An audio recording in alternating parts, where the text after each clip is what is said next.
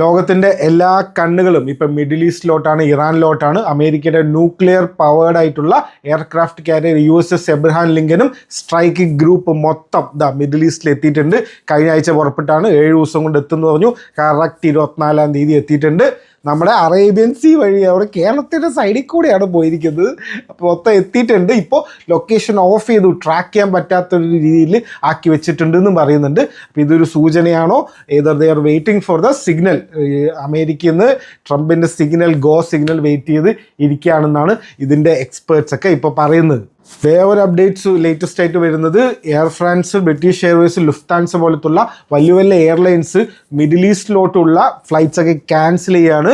Tensions US Iran tensions കാരണം എന്നുള്ള ഒരു അപ്ഡേറ്റും കൂടി വരുന്നുണ്ട്. ഫ്ലൈറ്റ്സ് ഒക്കെ ക്യാൻസൽ ആക്കുകയാണ്. ആ ഒരു എയർ സ്പേസ് ഒഴിച്ചിടാനാണ്. അപ്പോൾ അതിനുള്ള സംഭവം മനസ്സിലായില്ല, എന്തോ പണിയുണ്ട്.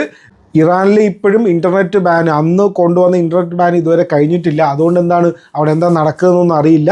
പ്രൊട്ടസ്റ്റുകൾ ഇപ്പോഴും നടക്കുന്നുണ്ട്. ചില വീഡിയോസ് ഓരോ ആൾക്കാർ കുറേ ദൂരമൊക്കെ പോയി അത് അപ്ലോഡ് ചെയ്യുന്ന കുറേ ഫുട്ടേജസ് ഒക്കെ വരുന്നുണ്ട്. അതുപോലെ ഈ ഡെഡ് ബോഡീസിൻ്റെ ഒരു ലോഡ് ഫുട്ടേജ് വരുന്നുണ്ട്. ഇങ്ങനെ ടക്കാണ് ഡെഡ് ബോഡീസ്. എത്ര പേര് മരിച്ചു എന്ന് പോലും ആർക്കും അറിയുന്നില്ല.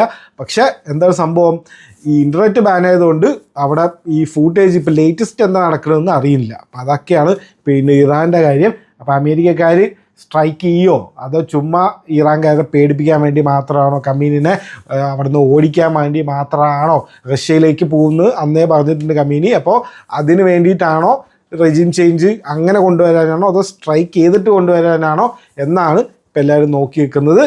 ഈ ഒരു 2-3 ദിവസത്തിൻ്റെ ഉള്ളിൽ എന്തെങ്കിലുമൊക്കെ സംഭവിച്ചാലും സംഭവിക്കും, ഒന്നും സംഭവിച്ചില്ലെങ്കിലും അങ്ങനെ പോവും. അതാണ് ഇപ്പോഴത്തെ ലേറ്റസ്റ്റ് അപ്ഡേറ്റ്സ്.